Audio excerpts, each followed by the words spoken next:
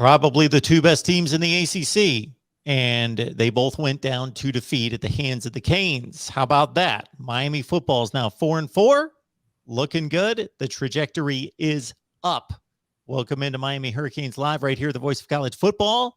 Please lock it in before you get comfy and enjoy the conversation with Cam Underwood and myself from State of the U. What you do is hit the like button, share these videos out on social media, get people in here for the discussion. Cam, how you doing? I'm good. Just hanging out at a not apartment location. For those of you who I know are super sleuths, I'm like, wait, that doesn't look like the venerable apartment. No, it is not. I have relocated for the evening because of something at the secret day job. So just traveling around a little bit here. So got a different little background situation going on. Also, I forgot my Hurricanes stuff, so we're going with just the black hoodie for attire tonight. But otherwise I'm good. Can't complain. Cam with a little different look, a little different scenery, little different look. Yeah. All right. Very nice. Very nice. Same knowledge, same personality, same guy. So it's all the same. There it is. All right, folks, you know the deal. You ultimately produce the show. Leave those comments and questions in the live chat, and we will get to them. And please consider the Super Chat or Venmo, PayPal, and Cash App if you would like to bypass YouTube. Just keep in mind that you notate for us that it's Cam Underwood, and it's Miami. All right, Cam. Grabbed a couple score lead against Pitt, held on for a 38-34 win. And did it on the road with one Tyler Van Dyke, possibly coming of age. Tyler Van Dyke, man. Yeah. That's shout out to Andrew Farelli. He, from All Research, was the first one who said that. Did not necessarily catch on until recently because he wasn't playing. But, Andrew's great for those kind of tweets and also digging them up to let you know, hey, I said this back in May of 2019. Just throwing it out there, kind of a thing. But no, Van Dyke was balling, man. And even last week, now 2 weeks ago against NC State, 328 and 3 tutties, no interceptions. And last week it was like 340 something. But then he exceeded that last week, 428, 3 touchdowns, 1 interception, which is a really, really bad throw. But I mean, when you have some really, really great throws to bounce it out, still at 75% completions over 2 weeks, you're looking good. And chucking it up there, man. He said this before the NC State game. Just, hey, like what we saw on film, I think that we can be able to take advantage of that. People are like, oh, you're talking stuff. Look, if I'm confident in my preparation and abilities, because, again, he can throw the ball down the field. And people are like, oh, my goodness, he has a strong arm. Again, go back and watch his highlights from high school. First throw was, 67 yards, pretty flat-footed on a dime? You know what I mean? Like, this is a guy who can throw the ball down the field, and he's really stepping into his own with that, really calling plays that fit for him. I think that usually every game he has that one smash route combo with the high-low read, and invariably the defense is going to jump up to the curl, and he throws the flag behind it, and it's on a dime, and then he keeps moving. And that was really what happened on that first drive. It didn't necessarily look great. But then you had one throw to get him going, and once he's going, man, look, he's been a walking fireball. So really, really a great effort by the team. Got some good defensive stops early on Pittsburgh, which was key, to building that 21-7 lead early on in the game. And just going balls to the wall, man, calling all these trick plays, the double reverse flea flicker to Will Mallory for the 3rd touchdown, these other things like Jalen Knighton, he breaks loose untouched for 40 yards. They're going to that that slow mesh on the inside zone RPO. It gives Tyler more time to look at the play and say, okay, should I pull it and throw it or not? But he gave it to Jalen Knighton, and they're flowing in one direction, and he hit a cutback and was gone up the middle. And, you see a lot of things that you like. You see some things that you don't like, giving up a, school record 519 or whatever it was passing yards to Kenny Pickett. But I do agree with Manny Diaz in that you made that team one-dimensional, which is kind of ridiculous because – and as I wrote it, and I always keep the stats up for the full week just so that I can do this kind of a thing. But the running backs for Pittsburgh averaged 7.5 and 4.7 yards a carry. Like, that's not bad yardage per carry. But the situation of the game, Miami got out to this lead and was just walking up and down the field where Pittsburgh figured they had to go throw the ball only. But yeah, Tyler stepped up. James Williams was the ACC Defensive Back of the Week, led the team in tackles, had the de facto game-winning interception on Pittsburgh's last drive. Miami did need to get a couple first downs behind that to support him and then win the game on offense. But the last offensive play that Pittsburgh had, it ended with a James Williams interception. So that's a game-winning interception to me. There's a lot of things to like, but there's still room for development. Let them back in the game. Only scored 7 points in the second half. Luckily, that 7 points was enough, but that game got closer than it should have been. You had time going into halftime with 2 timeouts and a quarterback who's on fire and an offensive coordinator who's on fire. You kneel on the ball and go to the half and just keep those timeouts for a rainy day that you're not going to have after halftime. You come out of halftime and go 3 and out. You go 3 and out twice. And then, all of a sudden a 31-17 game is now tied because Pittsburgh walks down the field twice and scores touchdowns. So the end result of the win is positive. There's a lot of interior performances that are also positive. There were still some things that, leave more to be desired, but I like winning, and we did that. So good.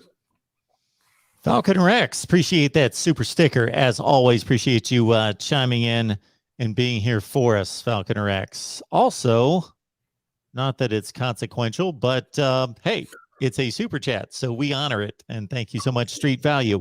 How was that first Pitt touchdown and not ruled incomplete? The receiver did not complete the catch. Agreed. He did not cross the middle. The ball clearly hit the ground.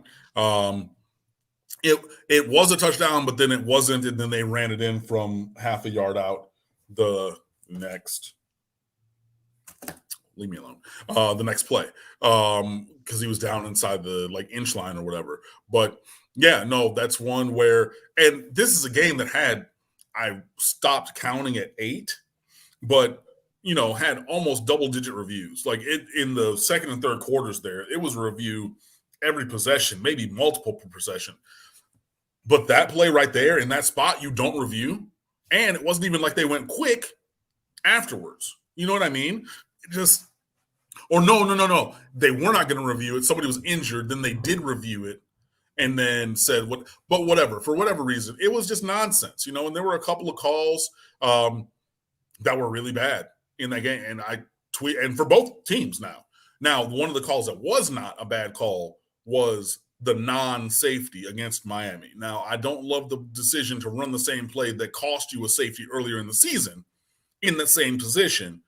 But Jalen Knighton clearly got across that goal line into the field of play.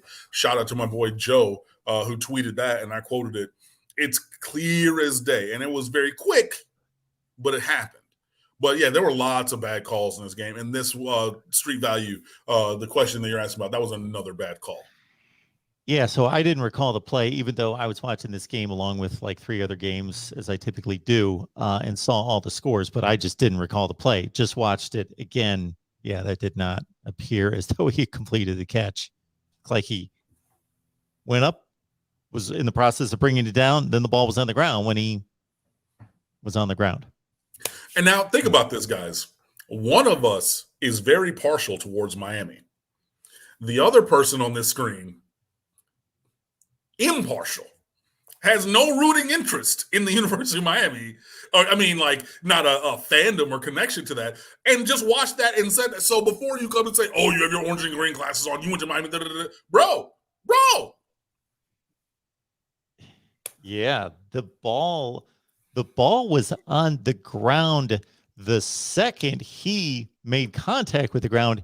And because his body was in such a way compared to the position of the camera, the ball might have been loose before that. Who knows? Mm-hmm. So it was at least jarred loose at the time of immediate contact with the ground, if not sooner. Mm-hmm. He might have been losing it prior to. It all worked out. Yeah, but should it have to take working out for that to be called appropriately. No, You know no, what no, I no, mean? no, no, no, no. No. That's all I'm saying. I'm just saying you didn't lose the game. Correct. Yes. All right. So yeah, Miami moves on to 4-4. Beat again Pitt and NC State the past 2 weekends. Who again in a jumbled up ACC, there is no clear elite program by any stretch, but they have looked like the 2 best teams over the course of the season in the conference, and Miami's taking care of them. And yeah, Tyler Van Dyke, my goodness, he is slinging it around. It is something to behold. Yeah, and just on the counter point of what you just said, this is why Miami is infuriating. Because these are the kind of performances that we rightfully should have been had. Why did it take you until weeks 8 and 9 of the season, or 7 and 8, whatever it is, to put together a solid performance against a team that, against the FBS team? Because again, we went 323 days between beating an FBS team since last December 5th at Duke, right? Why does it take this to incite the kind of performance that we're talking about? Why does it take this situation to play the players that you should have been playing? Like, this is what the frustrating thing is. This is the team that I wrote before the year should be 10-2, right? This team right here. But it took us 2 months of the damn season to get. This is what the frustrating part is. This is why I've been writing those pieces, and I finally got it onto the website, but the hot seat heat check. Where I'm talking about, hey, this is what the temperature on Manny Diaz's seat as the head coach at Miami, because we're not winning the games. And it took until then. It just doesn't make sense. And Luke Walker, thank you. I do got that, gym teacher swag. I would shout out the company that made this sweatshirt, because it is very comfortable and has a little pocket right here for your mobile devices, but they're not paying me, so never mind. There is actually a company that's not necessarily paying me, but sending me free stuff. But I got to figure out exactly how to use the stuff. But it's wallet type material, like detectors on how to find keys and credit cards and that sort of thing, and wallets. And I just unpackaged it a few minutes ago. But anyway, we will get to that at another point. The special teams is being brought up here by Chris in regards to not fair catching the ball, which has obviously been a rule in play for about 3 seasons in college football, to get the ball at the 25-yard line and failing to bring it out to the at least 25-yard line. Yeah, I cannot explain why he's not doing that. I think this is another data point towards Pat Key not being good at his job, and Miami needing to look in a different direction in terms of who's going to be special teams coordinator. Because again, only 2 of your 6 specials are good. The ones where we kick the ball for at the end of a possession, whether that's extra point or field goal with Borregales or a punt with Lou Headley. Those 2 specials are great. Full stop. Great. Kick return, punt return, kick coverage, and punt coverage, right? Those are bad. Those are real bad, especially the return. Real bad. 2 weeks ago, you had Jacoby George fumble the ball twice on the same punt return. Then this week, you saw Brashard Smith trying to play hero ball like shout out to my Lions fans, like he's the second coming of Mel Gray or Devin Hester or who was the joystick? Hall from Dante Hall. Dante Hall. Like, he wants to be them mixed together / Ed Reed / Charles Woodson and Rod Woodson on interception returns. So he wants to be all those players mixed together and barely gets to the 15-yard line. Bro, what are you doing? One time is more times than enough, because you've gone over this in practice. But at some point, I'm not saying that you need to, we're talking about discipline and whoopings and things like that last week. I'm not saying you need to do that. I'm not saying you need to grab a face mask, but you might need to grab a shirt and get in front of that young man's face and say, young man, hey, what you're not going to do, God, I sound so old. Young man, what you're not about to do is that, because you're costing our team. Now, luckily, Tyler Van Dyke was on fire, so all you were doing was adding to his yardage total. But in another game, and in other games this year, okay, games that have been 1 score, really close. This game was in 1 score. It was 38-34. In another game, and even in this game, that could have cost Miami the game, that decision. So, yeah, that's a thing that needs to change. So that's on the special teams coach, because again, you either coach it to happen or you allow it to happen. And I'm sure he didn't coach that to happen. So that means you're allowing it. Why? Because you don't want to yell at Brashard Smith. Get out of here. Yell at him and improve the performance. Coach him to deliver the performance that you require from him. Period. That's what needs to happen. So, it is very tough. I'm not going to say it's easy to be a coach or anything, but yeah, no, specials has suffered under Packy. I'm sorry. Yeah, and it is a big deal. Field position means a lot. And to get the drive started at the 8 or 12-yard line, somewhere inside the 15, it's a first down to a first down and a half of differential versus being out at the 25-yard line. All right, this has come up several times. Byron Lamb provides it in the super chat. We appreciate that, Byron. Rumors about Blake James not returning next year. I'll believe them when I see them. I think that there needs to be wholesale changes with the administration at the University of Miami, and that goes all the way to the president's office and down.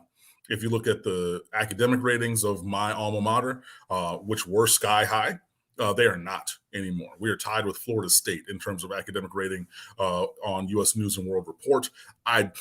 Honestly, respectfully, do not care that Miami is in the midst of a $2.5 billion with a B fundraising campaign. When I was in college, Donna Shalala led 2 different billion-dollar fundraising campaigns, and those both went over their dictated totals of $1 billion because you can find people to raise money. You can find people to run an institution. I think that it is being proven by so many different reasons, or with so many different points of conversation and verifiable data, that Julio Frank is in over his head as university president, a great dean of medicine at Harvard Medicine School and things like that. But running a university such as University of Miami seems to be a bridge too far for him. So too with Blake James, who we all know because I spoke about it, looked up his career record here and everything. Started in the ticket office, and he wants to be, he's a good fundraiser and things like that. Again, you can transition him to a, what do they call it, development role, development in, your large organizations being the colloquial term for fundraising. You can move him into the development office or find a development role for him where he's doing that. But administering the program is really clearly outside of his capabilities. And it's not just football.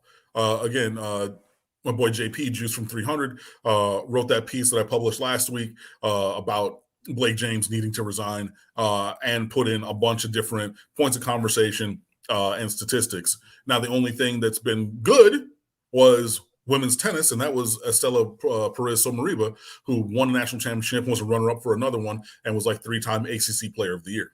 Other than that, what competitive team has there been? There has not been one. And again, attitude reflects leadership.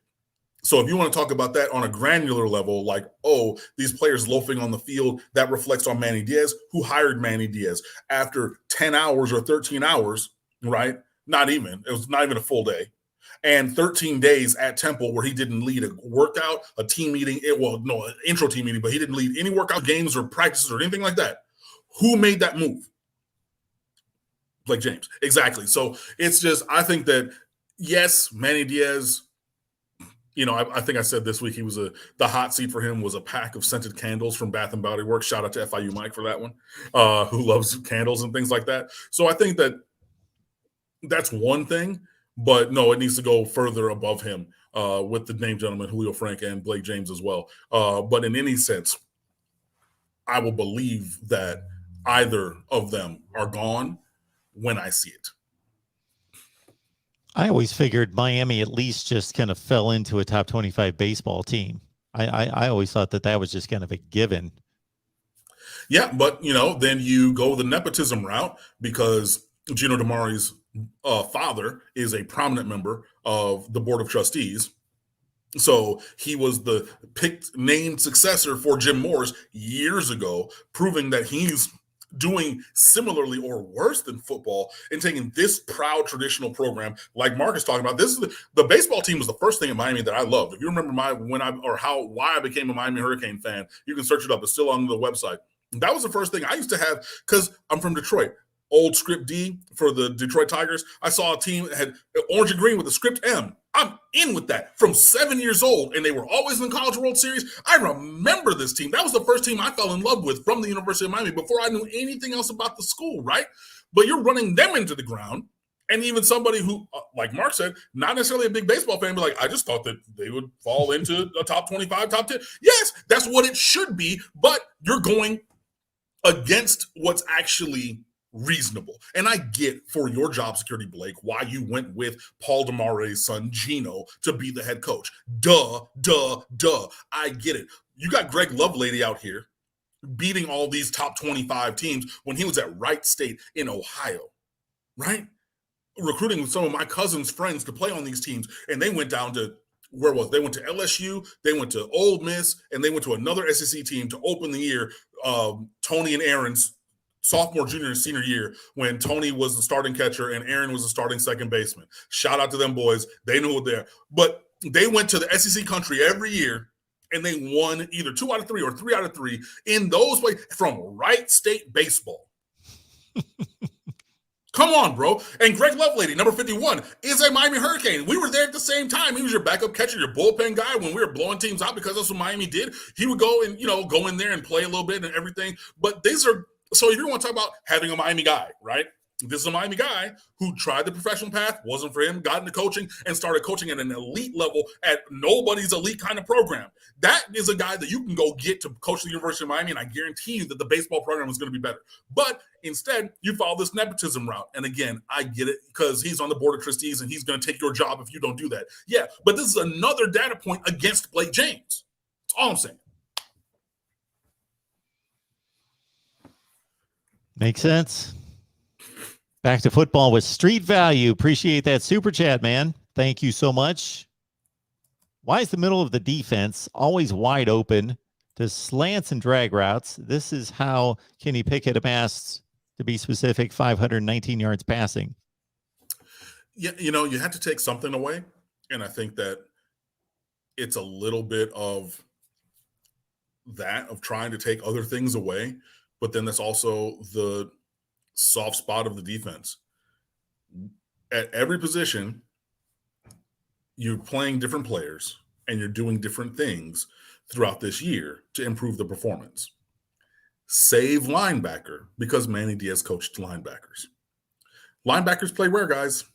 Middle of the field. I think that's your answer right there, honestly. Yeah, I just don't. I mean, it's just it's a clear, it's a hole in the defense. Just like you talk about a baseball player with a hole in his swing. So if you can pound pitches in a certain spot, you're going to be able to take advantage of that player. That's just the hole in the defense. And you can try to cover that with other things. You can play some cover one. You can come have one of your safeties try to be a robber and come down hill instead of playing cover 2 over the top or cover 3 with, guys back there. You can try some other things. But then again, if you go away from what you're doing to try to cover that middle of the field area, you're going to leave something else open. So I think that this is a lesser of two evils or lesser of many other evils situation where it's just like, in a perfect world, would we cover everything? Absolutely. But using this team and the talent that we have and the way that things are going, would I rather leave that open and take away these other things? And would that be better for the team? And I think from the repeated performance that we're seeing, I think that that is true, that they're leaving the middle of the field on certain coverages open to mitigate giving up touchdowns in other places. Because if you catch balls in front of you, hopefully you're able to get that guy on the ground. But if you come up and there's somebody behind you, again, you're changing the scoreboard and queuing up the band. So, yeah, it's not great, but at least on that level, it makes some kind of logical sense to me. We got Cam for another 30, so bring it here. The voice of college football for the next half hour. Miami Hurricanes live every Wednesday at 7 o'clock Eastern time. I go Thursday some weeks. I go Tuesday other weeks. Oklahoma, Ohio State, Miami, Florida State, Who'd I miss? I don't know, like 6 or 7 today. So just trying to keep up. All right. Yes, every Wednesday night, everybody bring in folks with you. You enjoy it, others will as well. Every Wednesday night, 7:00 Eastern time. But you got to go with the subscription. Hit the bell for the notifications to know when we go live, because we sometimes have to change it up. And we got Miami and Florida State. We may go just, I believe, a full like 2 hours. And whoever wants to come and go from the Miami and Florida State sides, and bring them on both channels and do it up big next week. But first, it's Georgia Tech, a team that's been up and down and mostly down, and certainly a team after Miami's pulled off very minor upsets. Maybe from a point spread standpoint, the NC State game wasn't even an upset, something in that range. They will be, I don't know, have not looked at the line, but they should be a fairly substantial favorite. 10. Okay. Against Georgia Tech, again, a team that's generally struggled as of late. So this is the game that Miami has in recent years played down to. So it's time to follow up those big performances with a let's kick them in the teeth and keep them down and hold the foot down to the throat. I mean, just keep doing what you're doing. And again, it's you against the standard every week. That's what it needs to be. Chris Mitchell, we ought to wipe the floor with Georgia Tech. That means we'll win on the last second field goal. You could be right. But if it took the athletic director talking crap about the coach, trying to distance himself from the coach, to basically try to pull a power move for when he was going to fire Manny Diaz, which seems to be backfiring on Blake James. Sucks for you, buddy. But if it took that to incite the change in the performance that we saw for NC State, great. If it took that to then carry over to Pittsburgh, fine. But this needs to carry over. Again, this is why we're frustrated, because these are the kind of performances, at least with the victories and the interior play as well. But these performances are emblematic of what I believe we should have seen, if not better. Obviously, if we're not missing the 7 guys that are out for the year with season-ending injuries, and a couple of guys who have elected to transfer, who didn't necessarily affect the playing depth, but the roster overall. This is what Miami should be doing, right? So when we're up 21-7 last week at Pittsburgh, that is what it needs to be. Then they walk down, you get a field goal. Okay, it's 21-10. You keep it pushing, but this is what it needs to be every week. And again, it's you against the standard. And again, y'all know I taught choir. And I always say choir is a team sport because we had many people on the stage performing together, but it wasn't necessarily, okay, Everglades Choir versus Miramar's Choir versus American Heritage versus whomever. It's us against the standard for music performance. Every time that we're on that stage, what is the standard of excellence? Because it's not, not 2 choirs on the same stage doing it at the same time, but you have that standard that you have to uphold, right? What is your posture? What is your breathing? What is your diction, pronunciation, your style, your artistic intent? All these things you're being judged on all the time for Miami. And I've heard a player say, it's us against us every week. And that's what it needs to be. And for so many weeks, it was Miami beating Miami, coming out flat, having penalties, turning the ball over, getting down early. Manny Diaz has famously never won a game in which the Hurricanes have not led at the end of the first quarter. So if you're not leading at the end of that first quarter, invariably you can chalk that up to a loss. I'm pretty sure that's true. You can go look it up if you're watching this right now or listening to this later. I'm pretty sure that's the case. So if you're coming out in this way, right, where you're not performing to the level of excellence, you're dropping passes, you're missing blocks, you're missing tackles, my God, where Miami really hasn't even missed that many tackles over the course of the last few weeks, but we missed so many early in the season. We're still the team that's missed the most tackles on rate and percentage and total raw number in the country to this point, because we missed them by the bushelful earlier. What part of that is performing to the standard of excellence that any team should aspire, much less the University of Miami? Not 0% of that. So Miami needs to come out and play to whatever standard, in whatever kind of way that you're talking about. If you want to be angry, if that's what will be the foundation to get you there, fine. If you, whatever it is, right, that gets you in that place of mental clarity and athletic performance, that's what we need to see. And it does not matter who's on the other side of the field. And too often for Miami, it has mattered who's been on the other side of the field, whether they're going to bring it or not. It's been within a reasonable range of 15 to, we'll call it 80. If you're the 15th to 80th ranked team against Miami, Miami's going to bring it. Miami can play strongly, can be competitive, can win those games 3 out of 4 times.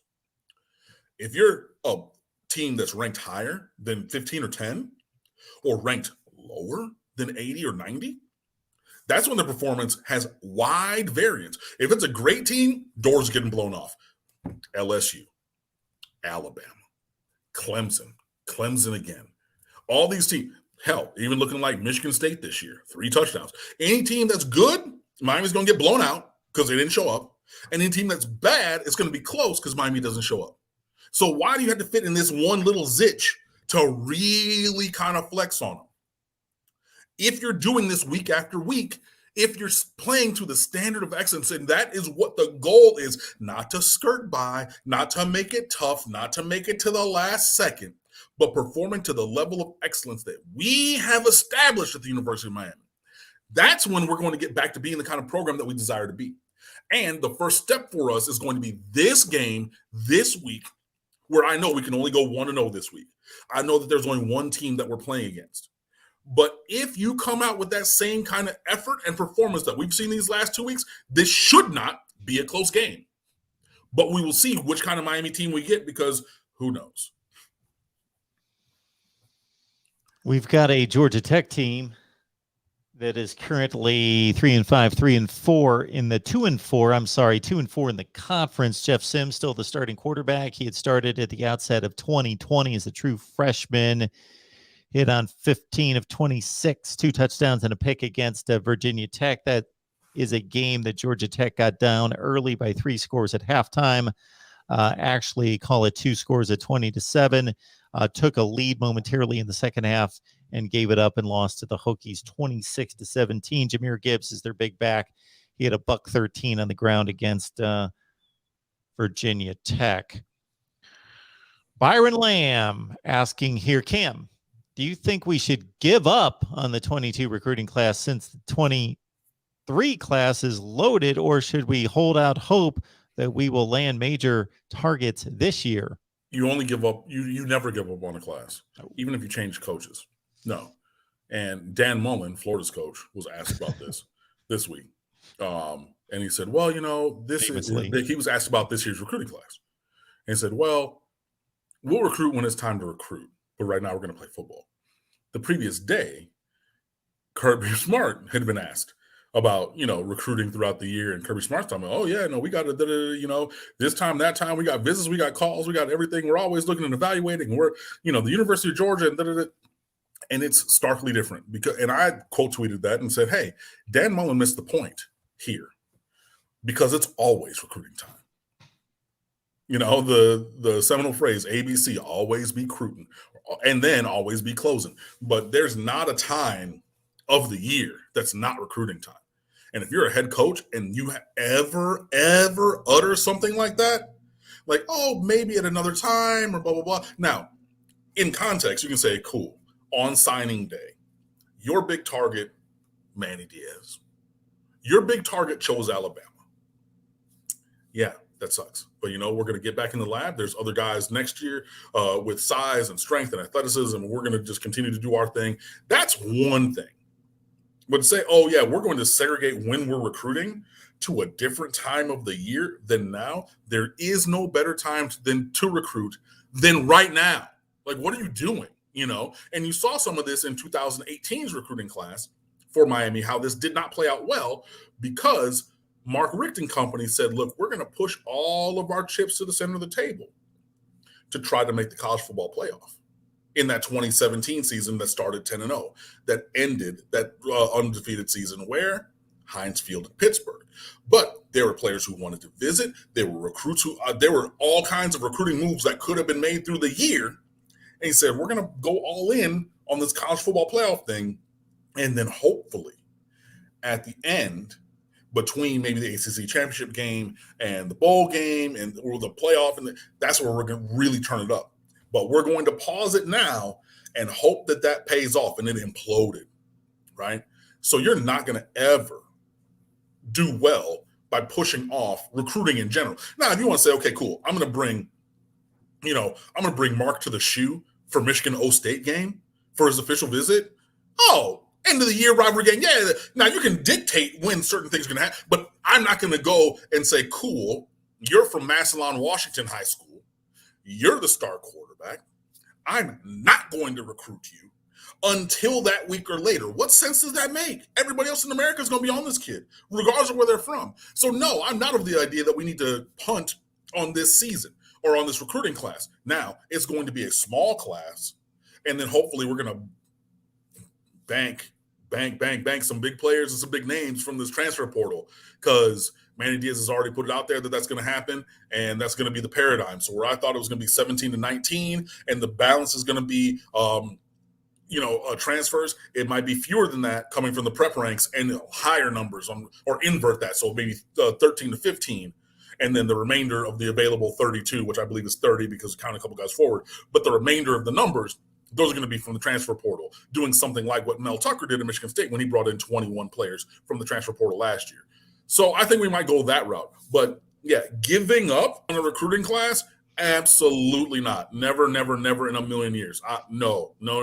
So because, again, one of the recruiting rules is you need to stack elite classes on top of each other. That's how you get this championship caliber roster. So I need last year's class, and you got many guys from that class playing now and playing well. Even though he didn't have great kicker returns last week, Brashard Smith playing well when he gets on the field. Leonard Taylor continues to be the highest graded defensive tackle on Miami's roster every single game that he plays, including last week. Cam Kinchins and James Williams, both starting safeties now.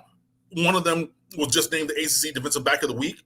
Colby George on offense, Rick-Melo Brinson on offense, Elijah Arroyo scoring touchdowns finally on offense. Look, you got guys playing.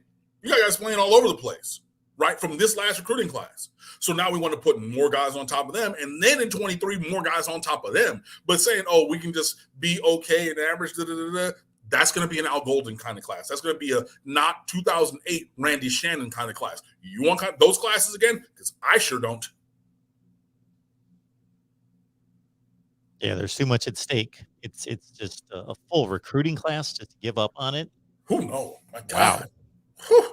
I mean, that's just depending. Look, you're talking about bringing in 30-something guys from a roster that's in the 70s and going to lose. So, I mean, you're trying to get back to 80. You're talking about 40% of your roster almost being new coming in this year.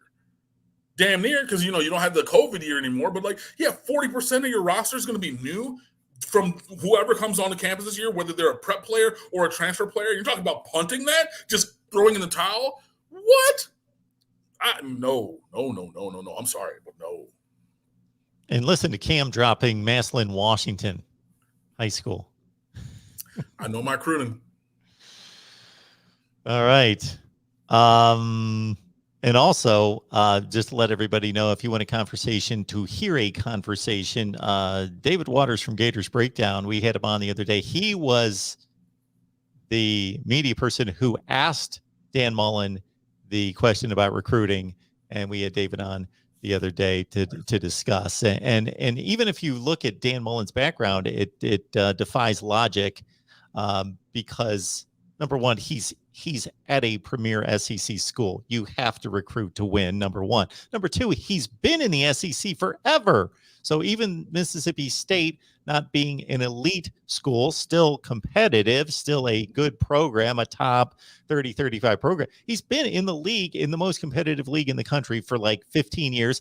And then even before that, he was at Florida under Urban Meyer, who's obsessed with recruiting. I mean, make it make sense. Not only that, but you're going against those monsters from Athens every year. You know what I mean? Georgia, and they got more talent than you can shake a stick at, and they're just getting more and more and more and more. And then you're talking about, oh, well, we're going to and you can just see it clearly between their two answers. One guy's like, we'll focus on this a little bit and we'll get some of those guys. And there's one guy who's like, we're always recruiting because we're trying to be the best ever, because we need to be the best ever, because if we're not, then Alabama or Ohio State or somebody else is going to be the best ever. And we can't have that because we're the University of Georgia. So we need to continue to push the envelope and recruit the best players. And even if we had the best players already on the roster, we're going to recruit more of them and then all of a sudden after 3-4 years have that monster of a defense that they have. Come on, guys. And we've all held jobs where we had certain components of that job that we didn't like or weren't necessarily good at. So you familiarize yourself with that and you force yourself to be somewhat interested in that. Plus, you can always surround yourself, if you're a head coach, hey, hire the best recruiters you can find to be your assistant coaches. All right.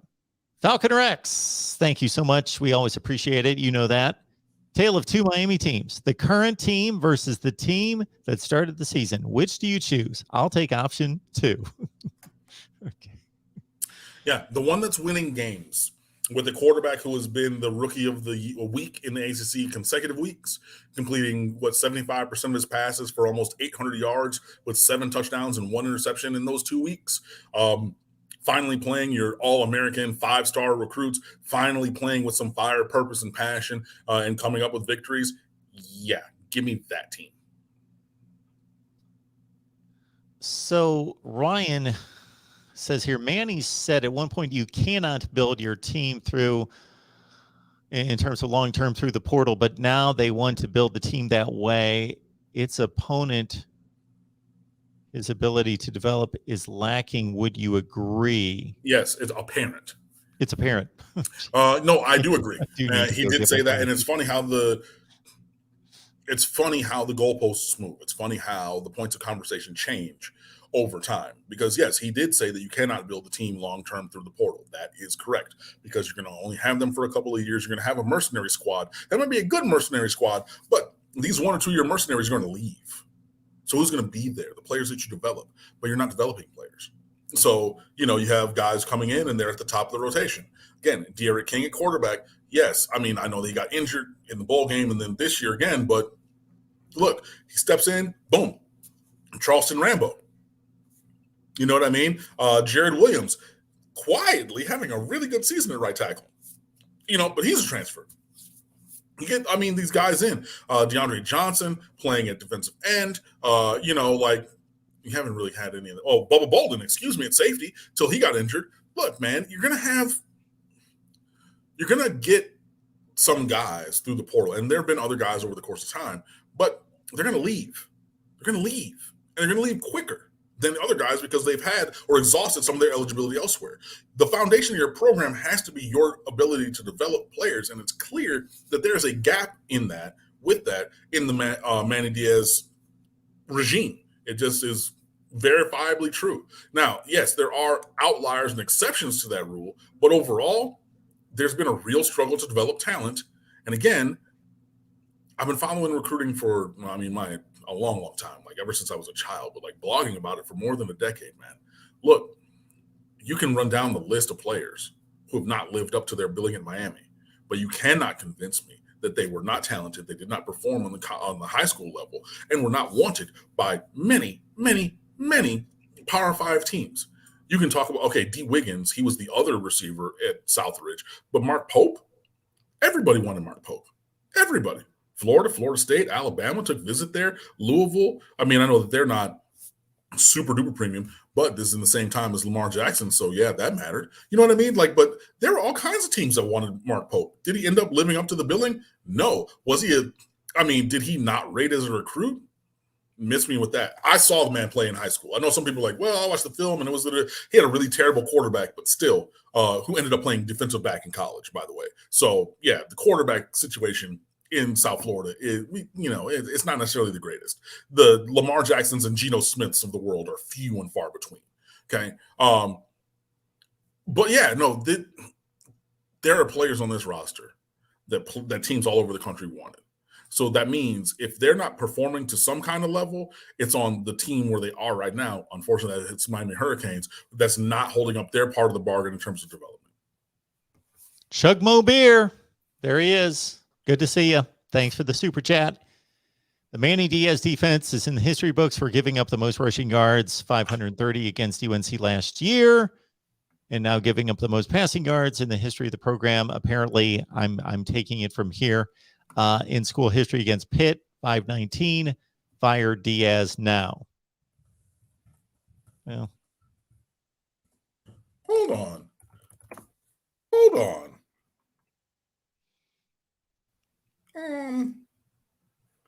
Box score.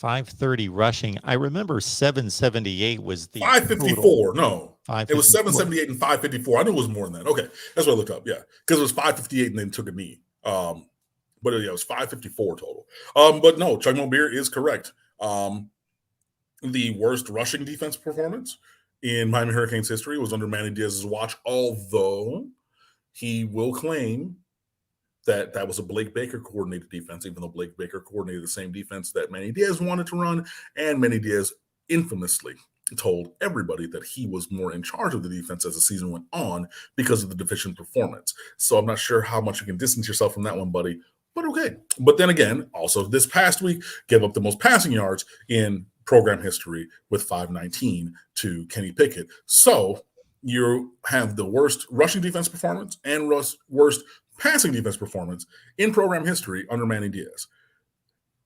If you isolate that, then yes, he needs to be fired. I think that there are other reasons that you could add to that as well. But nothing that Chuck Mobeer said is wrong on this one. These are definitely points. These are definitely demerits to the Manny Diaz program, not anything that would be an accolade. The only disclaimer I'll add to that is I think you could go through football history, whether that be at the NFL or collegiate level, and if you look at the most prolific rushing games in history, those are almost always winning efforts by the team that rushed for that yardage versus the defense. Yeah. Because just of the nature of the game, that if you can dominate on the ground, you've got no reason to throw the ball. You're dominating the game. And unless some crazy things are going on, if you're rushing for 530 yards, you are not losing that game in any way, shape, or form. As opposed to passing for 500 yards, depends on the context of the game. We see plenty of huge passing numbers for losing teams, which by nature of the pass being required and needed if you're losing the game and then acquiring and amassing yardage in that capacity. So that the passing statistic has to be taken into context. And I guarantee that if we looked at the top 10 passing yardage games in the history of the NFL or in college football, the winning percentage would be much lower than it is for teams that rushed for the most yardage in the history of those two levels of football. Agreed. All right. We've got about 5 minutes, folks. What is the, oh, that's right. I was able to answer my own question internally here. The Georgia Tech game cannot be seen except on ESPN Plus, correct? Or in certain markets, you also have the regional sports network, which used to be Raycom, but they've gone out of business. And that is now in South Florida, at least. Sorry, it used to be Fox Sports Florida, but it is Bally Sports Florida.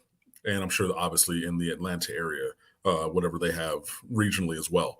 But yeah, so it's a 12:30 kick because it's not even the ACC network game. It is the regional sports network game. So ESPN3, if you have that, but I'm pretty sure it's going to be blocked out in South Florida because it'll be on Bally Sports. So there's that.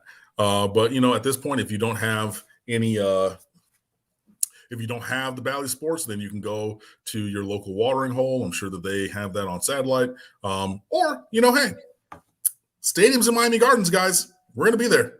So come on down and tailgate, have some fun, and go inside and watch the Canes live. Like, there's always people tagging me on stuff. I'm not doing Canes to Canes anymore, which I was doing years ago, like for ticket exchanges and trying to be the middleman for brokerage so that people could sell their tickets to fellow Hurricanes and everything. But at Underwood Sports and at the State of the U. If you just check my ads, there's always people adding me about tickets that they have for sale and everything. Or you can just go through the university and buy tickets. But like, that's another option for those people who live close. Like, even if within an hour or two, make the drive on down. It'll be a great day. It'll be a great game.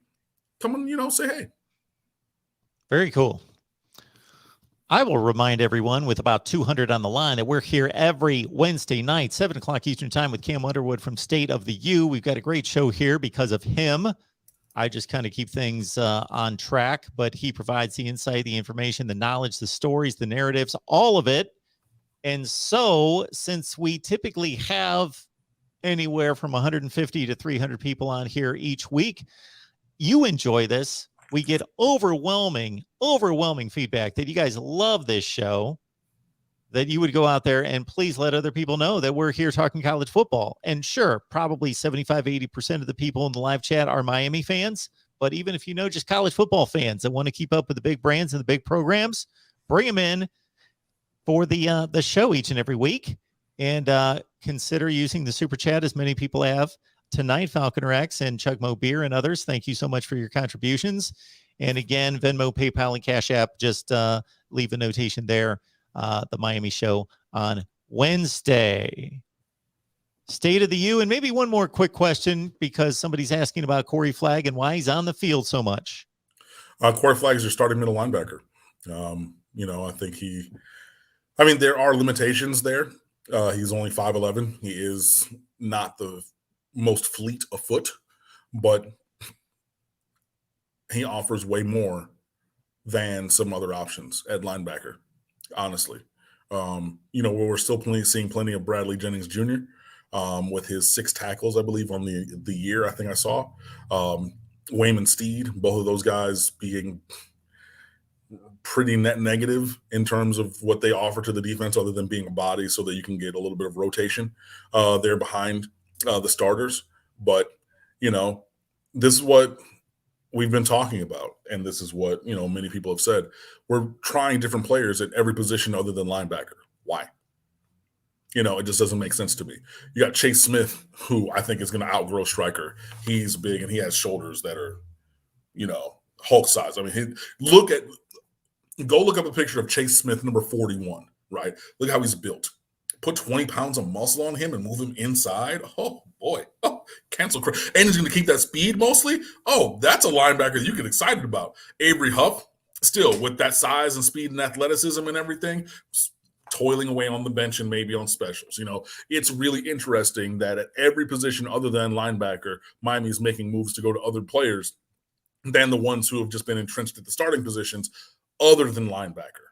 But I get you where you're coming from. Corey Flagg being the name that you ask about,